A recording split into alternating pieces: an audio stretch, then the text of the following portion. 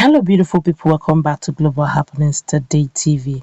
We have a mixed news, good and very bad news, but this is coming from the stable of one who have gotten a foreknowledge of what is to happen. But it depends on where you look at it.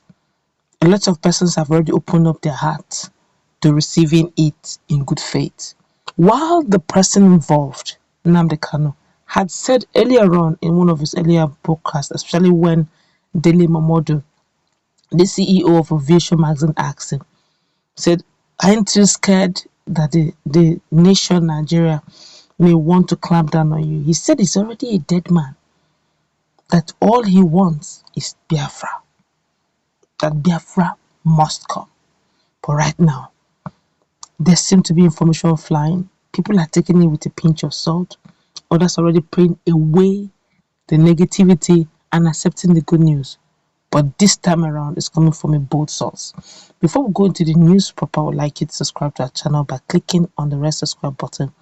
Beside it, you see bell notification icon. Please go ahead. Click on it to get notified as soon as we update our channel on YouTube. An Enugu-based preacher, evangelist Victor Nwogu, has revealed that he dreamt that Nnamdi Kanu, the leader of the indigenous people of Biafra, was shot in the chest by Nigerian's security person. According to Nwogu, the Nigerian government plans to sentence Kanu to death, but they now adopted delay method in order to allow President Muhammadu Buhari finish his remaining 2 years. Nwogu claimed that part of the vision he saw was that pressure came from across the world, which forced the Buhari administration to put an end to Kanu's case, with the Nigerian separatist leader emerging victorious and giving Biafran flag instantly. But Nwogu said Kanu would be shot and chaos will ensue in Nigeria. I quote him, "I told people around me what I saw in my dream yesterday concerning Nnamdi Kanu." Nwogu wrote in an update shared on social media. Nigerian government have no evidence to sentence him to death, which is all they wanted. They they now adopted delay method in order to allow Buhari finish his remaining 2 years. However, pressure from the all over the world pushed them to finalize his case, in which Nnamdi Kanu won and was given Biafran flag instantly, which means victory was assured. But the other side, it says something happened immediately. Nnamdi Kanu walked out of the courtroom to meet with the great Biafran crowd, jubilating. As he raised the Biafran flag, the Nigerian security instantly shot him on the chest. So immediately, a serious chaos erupted all over the country. So I began to pray and I cried to God to save Nnamdi Kanu and save us from crying on that beautiful day we are supposed to rejoice. While the rearrest, Kanu has been campaigning for an independent state called Biafra in southeast Nigeria. Kanu is currently facing charges of criminal conspiracy, intimidation, and membership of an illegal organization, offenses that could amount to treason.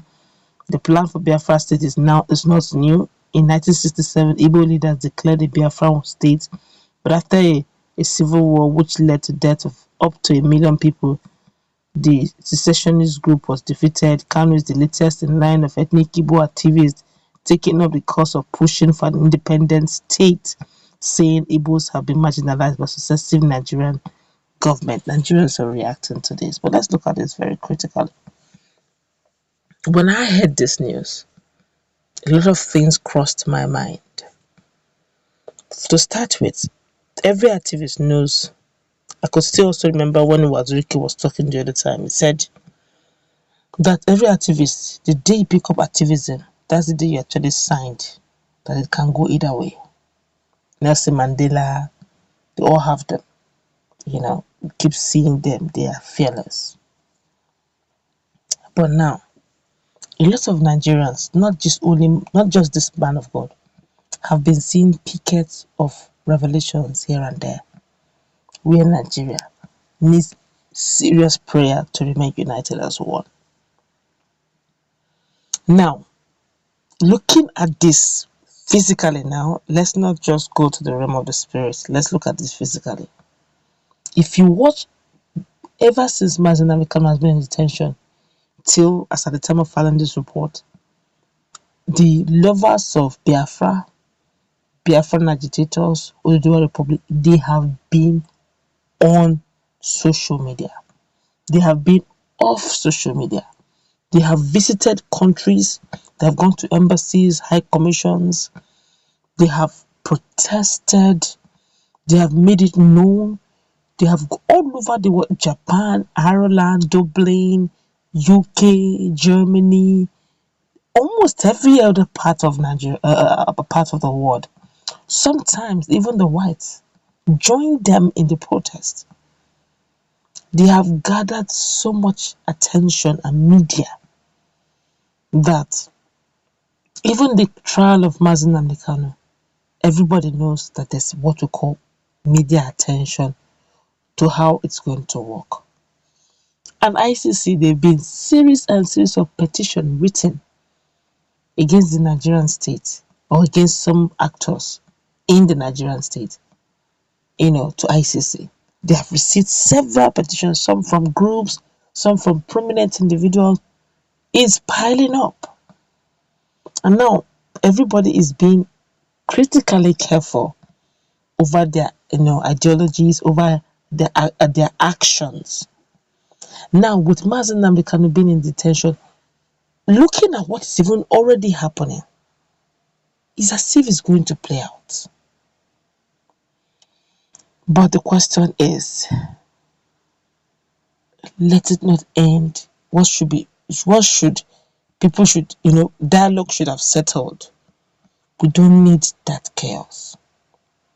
Look at what is happening right now in the story of Abakari. A lot of things are coming out of it.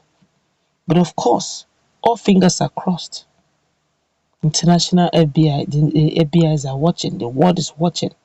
Don't forget that FBI is actually from the United States. So that is not a small state, that's a developed country. We have treaties we've signed together and the rest. So a lot is at stake. With Nnamdi Kanu, just recently, Elzag Zag was actually freed. The Sunday Ugboho is somewhere in Benin, also in detention. Nnamdi in detention.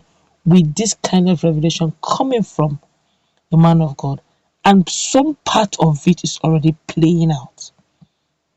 Let's always be on our knees and pray to the Most High. It is well. Let's meet in our conversation, please.